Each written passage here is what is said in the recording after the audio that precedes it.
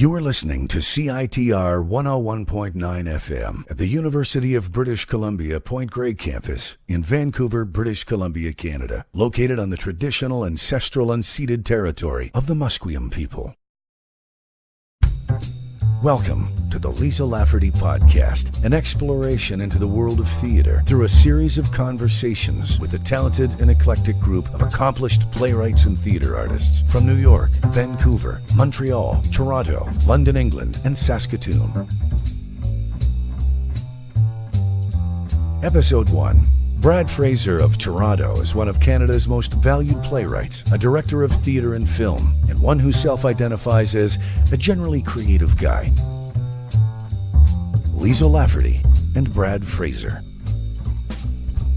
Brad Fraser, welcome to my podcast. Thanks so much for joining me. No problem. Happy to be here. It's been a very long time. It has been a long time since we've had a good chat. Perfect opportunity for it. So generally my podcast is about local theater, women playwrights, innovative projects, all other things theater. First, I want to talk a little bit more about you, one of the best Canadian playwrights we have, director of film and theater, a host, and much, much more. Tell me, what is it that you do and why? What is it that I do and why? Yeah. Hey, that's a real specific, simple question. What do? I tell stories, I draw pictures, I try to communicate with people, I look at the world and try to understand why it is the way it is and to somehow convey that in an entertaining fashion to people in the theater, film, or television, as you say, or whatever case, in some cases, visually as well. So that's what I do. I make art. Some of it's writing, most of it's writing, but a lot of it is moving people around or putting things on paper and canvas and that kind of thing as well. So your website says you share your time right now between Toronto and Los Angeles. I've been in Toronto and mostly working in the theater. I've done some TV stuff and I've got some things in development, and I'm actually just embarking on a new film adventure right now, which is all just in the beginning stages. But mostly I've been here, and mostly I've been working in the theater and going to school. I went and got my master's a few years ago, and dealing with health problems and things as well. We're all getting older, so all that shit crops up too. Right. So your master's in playwriting in Toronto. Tell me a little bit about that. Well, it wasn't in playwriting because I figure I know how to do that already. Yeah, that's what I thought. So I went and got it in theater and performance studies, they call it, which I think is basically the same crap they teach in every other class. It's sort of like we do a little bit of talking about scripts, and then we run away from the scripted theater entirely and get into all kinds of other stuff and queer studies and gender studies and feminist studies and everything, So it was the kind of education you get from a corporate university now. And why did you do that? A couple of reasons. One was that I had never gone to university. Like, I started working right out of high school and thought, why go to university and spend the money?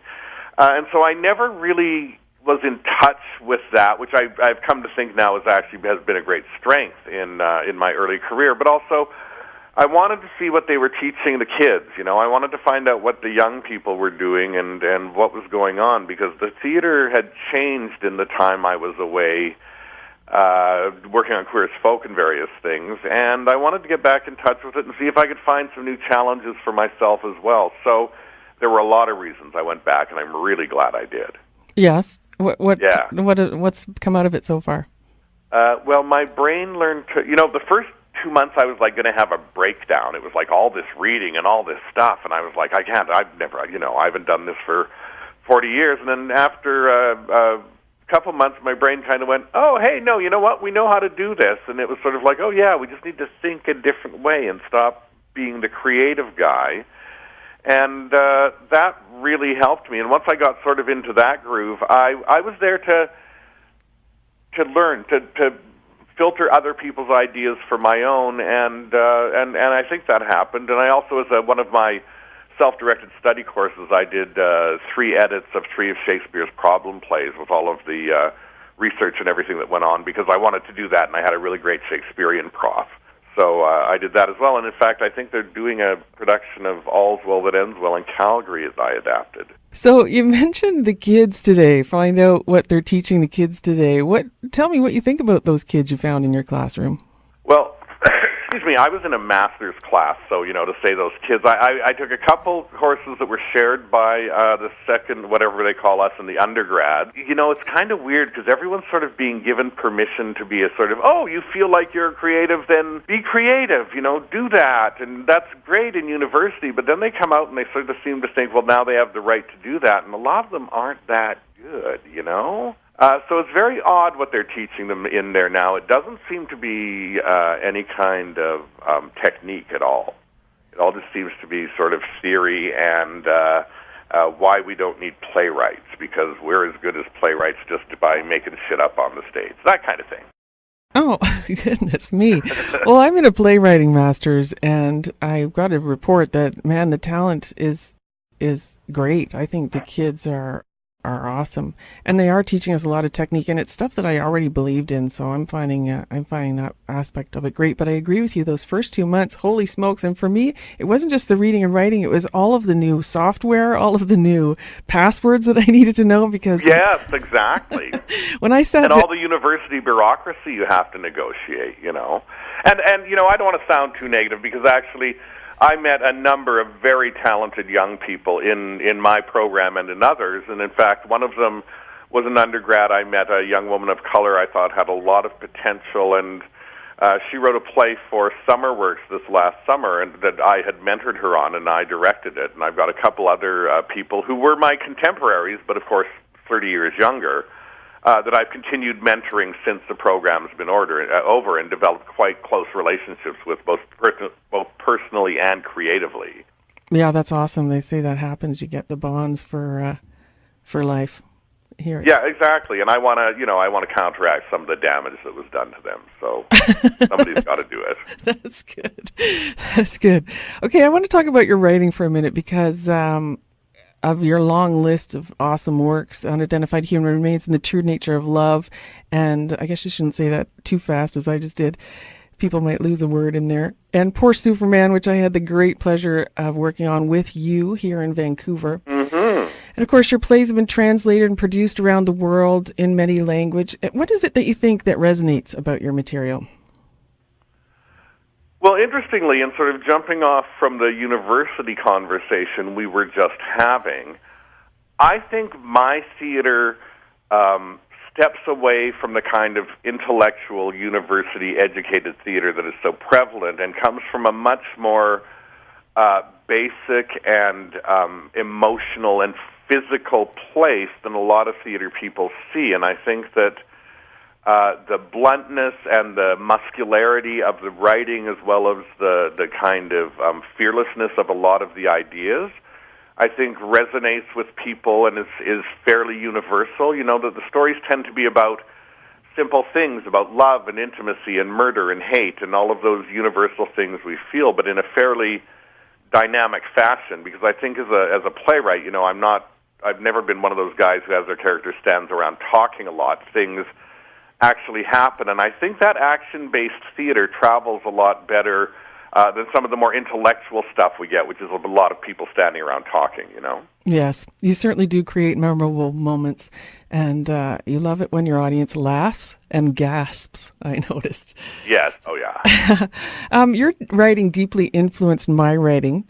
The efficiency, your characters do not waste words, which is right. Such a beautiful thing for me to experience as a writer, as a director, as an audience member.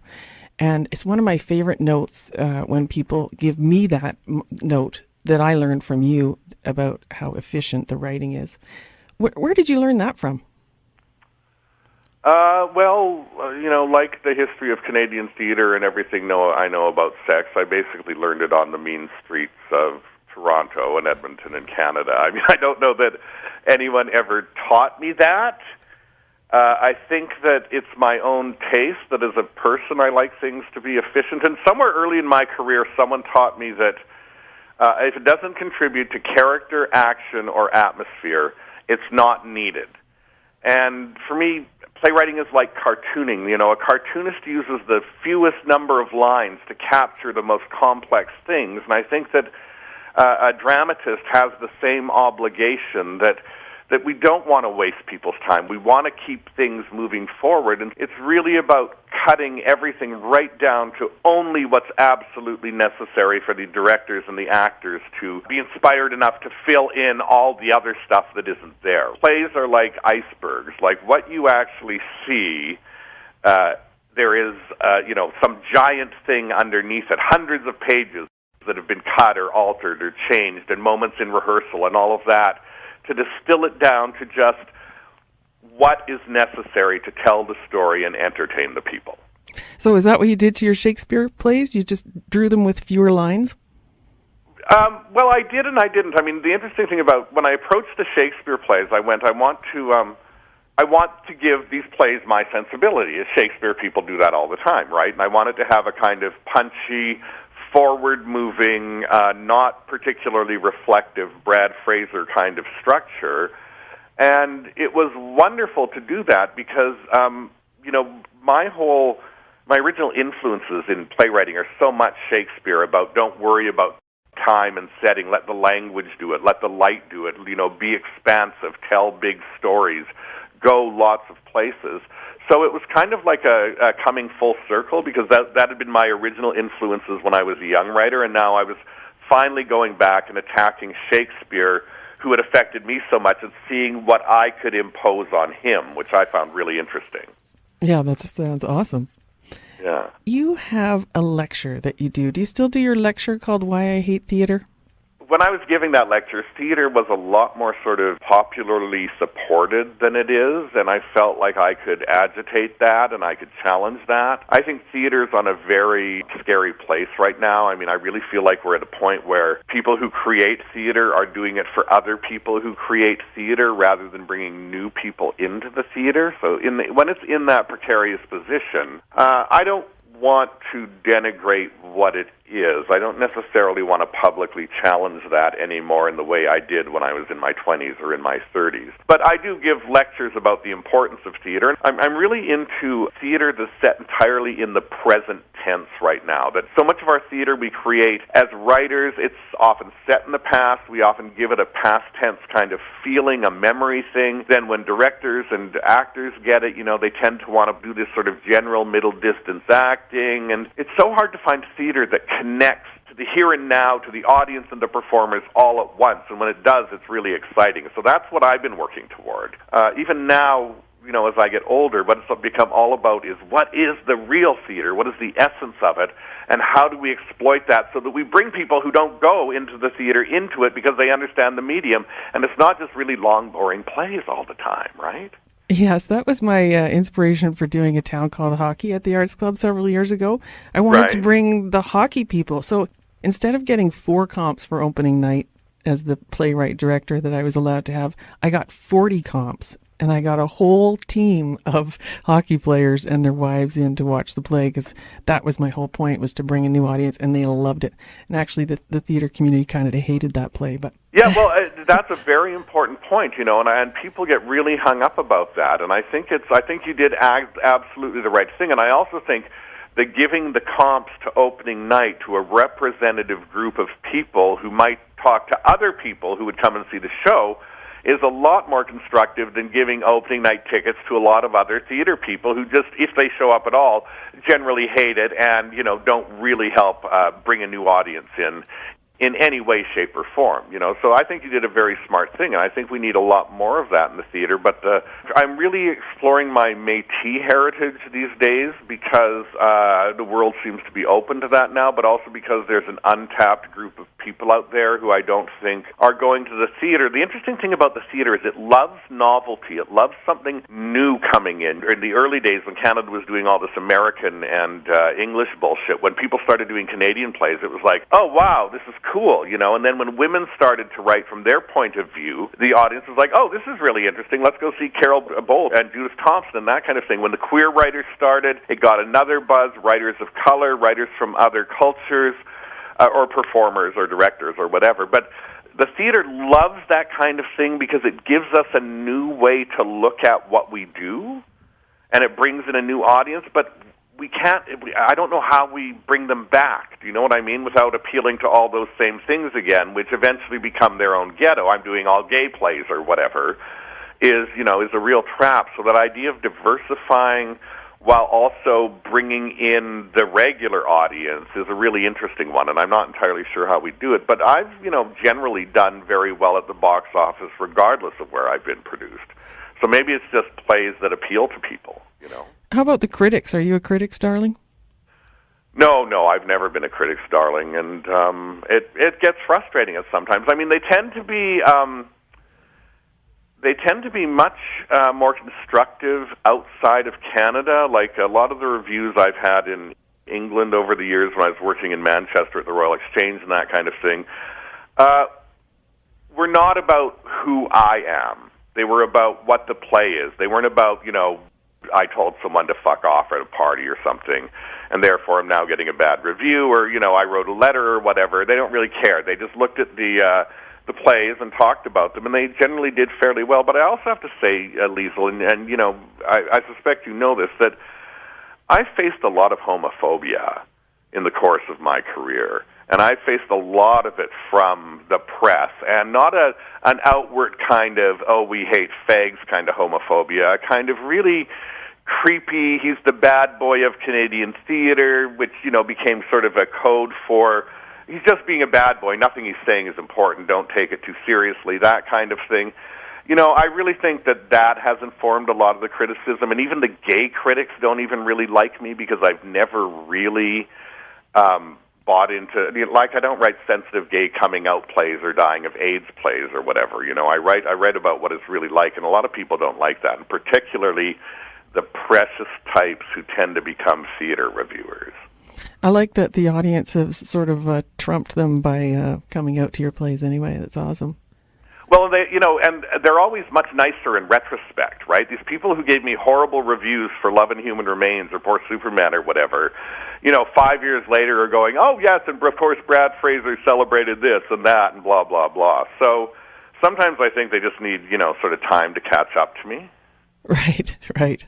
Is there anything innovative, anything unusual going on in theater in Toronto these days? Yes, although not at any of the known theaters. There's a scene. I saw a wonderful show last Christmas called the Galerie Chaussee at the Storefront Theater, which is a kind of rebel co-op-y little theater that's literally in a storefront. And it was a collective creation put together with music and band and the performers. And it had some audience participation. It was about 3 female lumberjacks in northern Quebec who want to get to Montreal for New Year's Eve, and the devil makes a deal with them to give them a magic canoe to go there, but they can't break any of these rules. And it was so refreshing. First of all, it was well acted. The actors were connecting with each other. It felt spontaneous. It felt alive. It didn't feel like a bunch of people standing around saying lines in a manner they hope we're going to make some, second-rate director happy, which is mostly what we get in Toronto. It was really engaged, and that was very exciting. And some of the young people I've been working with and mentoring and hanging out with since going to university have their own theater companies and produce independently. And I have to say, almost everything they do, whether it succeeds or fails, it excites me because they're trying to do something beyond what we're usually seeing. So, moving on a little bit here, you, like me, loved to listen to the radio when you were young. The Theater of the Mind, all those great shows. Do you still listen to the radio? No, never.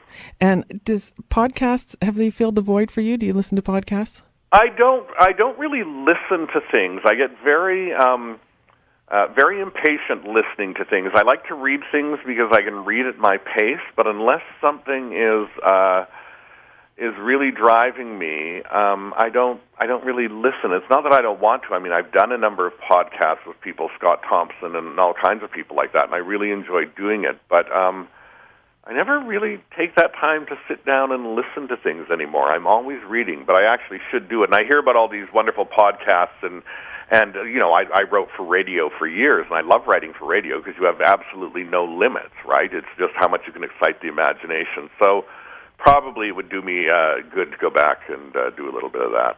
Gavin Crawford does an awesome one on CBC Because News. And Scott Yeah, Thompson's I one. love Gavin, and I know Gavin. And Yeah. we've worked together and stuff. Yeah, I love his stuff. I do listen to Gavin from time to time, and various, other people. And I love Scott Thompson too, but his podcast is so erratic. I sort of forgot about it. I'm gonna have to go back. Yeah, exactly. It's really up and down, actually. So women, you have a story about you're casting a role for a middle-aged women. Was it for a movie? All the female actors came complaining there were no roles, so you wrote a film. So, 5 After 50. Tell me about the experience of writing for women. Well, I've always written for women. I mean, except for Martin Yesterday, I don't have any plays that don't have women in a fairly prominent role in them. The reason I decided to write a play for all women was, as you said, I was casting for Kill Me Now, and there was one part for a sort of 45-year-old woman, and all these actresses I've known my entire career came in and read for it, and it was just heartbreaking because there was one part, and they're all so good. And so I decided I would write a play for 5 50-year-old actresses, and it turned out to be a much bigger challenge than I thought it would be, to be completely frank. And it was commissioned by the Royal Exchange in Manchester, and there was a great success in terms of sales. The reviews were kind of mixed, but it sold really, really well. But it was interesting because the more you restrict your cast in a play, your cast of characters, and make them more alike, the harder it is to write them because there are less points of conflict as opposed to people of different genders and sexes and ages and beliefs and all of that kind of thing, right? So these 5 women really got under my skin. I really had to get to know them very specifically because they were the same age. They were basically from the same economic background. They all went to high school together. So they have a lot in common. But I found that I was fairly new on Facebook at that time, and I had quite a number of friends. I certainly had a number of women in middle age, and so anytime I had a question, I would just put it up on Facebook and say, "Hey, ladies, what what kind of drugs are you taking right now?" and things like that. How dry is your vagina at the moment? And things like that, because I wanted specifics about what they were dealing with, and I wanted it to inform the play. And then, at this time, in fact, it seemed like everybody in my life was dealing with their addictions. And what am I going to do? Am I going to keep drinking? Am I going to keep smoking? Am I going to keep eating? What's it going to be? How's it going to go? And so that addiction question, which is at the center of the play, became really important to me. But I think what happened is people sort of came expecting a kind of, this is going to be like Golden Girls, funny middle-aged women, not that this is going to be a dark, demanding play about addiction and friendship and how we enable each other in both positives and negative ways, right? So it's interesting because I thought it would be done a lot more than it is, but it's actually only had 2 productions so far. Yeah, I saw the one in Vancouver, and of course we have a whole bunch of those actresses just burning for delicious roles like that as well. So the actors did a great job. Yeah, but I wanted to give something. I wanted something for the women to have. Like, I didn't want it to be male-centric, and I didn't want it to be a bunch of women talking about the men in their lives and pining for love and that kind of thing, right? Right. One of the reviews written by a woman in England said, if you like plays about 50-year-old women, and I don't, I thought, it's really hard to be a 50-year-old woman in our society. Like, it is really hard. I just had my 50th birthday, by the way. Oh, did you? Yeah, exactly. So you mentioned a couple of times the Royal Exchange Theatre in Manchester, England, and lots of your plays have been done and translated. What is your sense at the moment of Canadian theatre around the world? What's going on out there? It depends where in the world you go. Like, I find in England, in London and Manchester, there's a fairly strong knowledge of some Canadian plays and playwrights, that Jordan Tannehill, for example, I think is doing quite well in London right now and getting quite a lot of work there. Judith Thompson has been produced in a lot of English-speaking places. And they all know MacIvor because he tours a lot and does a lot of stuff. And Ronnie Burkett, has quite an international profile as well. But in terms of an awareness of a Canadian theater in general, I don't really see a lot of it. I mean, I was in Brazil the summer before last. They did a production of Love and Human Remains that had been running in Rio for a couple of years, and they brought me down to Sao Paulo when they were doing it there, and it was amazing. I mean, it made me look at my play in a way I've never seen my play before. And believe me, I've seen a lot of productions of that play and don't generally like going to them, but they'd made it environmental. They moved us from space to space. And there was a style to the acting that wasn't naturalistic. It was enhanced, but it was also convincing. You know, it just wasn't a style put on it. And it was one of the most powerful theater experiences I've ever had. But that was in Brazil, and, you know, they knew me, and they knew Daniel MacIvor, and other than that, I wasn't hearing a lot of other Canadian names being bandied about. That must have been so cool for you, that experience. Oh, it was, Liesl, it was revelatory. And it was a kind of theater that we don't see here. And I had the same experience in Milan in Italy, you know, in the mid-'90s when they did it there, and it was kind of done as if it was a rock opera sort of thing. And it was amazing. I mean, going to non-English speaking countries have always given me the best theater experiences I've ever had. And with my own work, I think I judge it differently because I don't understand the language. I understand what they're saying, and I can certainly tell if the acting is convincing or not, because I have seen, you know, foreign language productions that have been quite bad as well. But when it works, it really is very inspirational. That's awesome.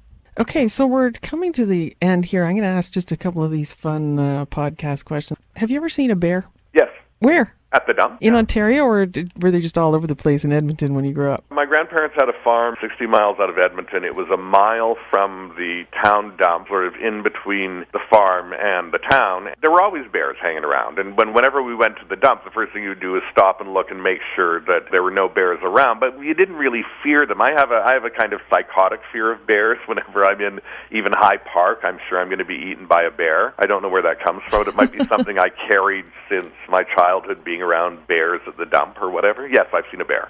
Okay, so just before we go, what else should I be asking you? You should be asking about my new play. Well, tell me about your new play. My new play is called Ménage à Trois, and it's based on basically everything we've been talking about today, and it's a story of a handsome, privileged white boy, little Nelly Métis boy, and an unhappy, hefty girl who are working in a restaurant in Edmonton in 1979, become unlikely friends. They all do acid on New Year's Eve 1980 and have a three-way, and the girl gets pregnant and has to have an abortion. And this ties their lives together for the next 40 years in this kind of epic story of how they connect and diverge and have relationships with other people as times change and attitudes change, and it's told completely out of sequence. And when do we see that play? Well, there's going to be a reading of it at Native Earth at the Wajigasak Festival on November 19th. A mere 2.5 weeks from now, it will have its first public reading there. And you're ready? I'm as ready as I'm going to be. I mean, until I hear it now with an audience, I can't make any more changes anyway. Right. Because I've done as much as I can as a writer on my own, right? Now I need some audience input to be able to know if this thing is going to work. Who knows if it's even going to work at all, but it's a really cool experiment, if nothing else. Okay, my big money question, the last one of the day. How do playwrights make money in theater? By writing for film and TV. Okay, great. I mean, honestly, there is not a lot of money in theater, and even when you get a hit show, I mean, that makes money, you've got to be in a house big enough for it to be able to give you some real dough, which is unlikely in Canada unless you're, you know, Bob Baker and Tom What's-His-Name, who just commission themselves to write plays every year for their A house. That's how you make money. That's how you make money in Canada, is you become the writer or actor partner of an artistic director of an A house who will commission you for a play every year. You will make a very good living doing that. Excellent. Exactly. I've been looking for years, but I've had no luck. Well, thank you so much. You've been enlightening and entertaining as always, and I really appreciate you being my first victim on my podcast. Oh, my pleasure, Liesl. Happy to do it, and very nice to hear from you.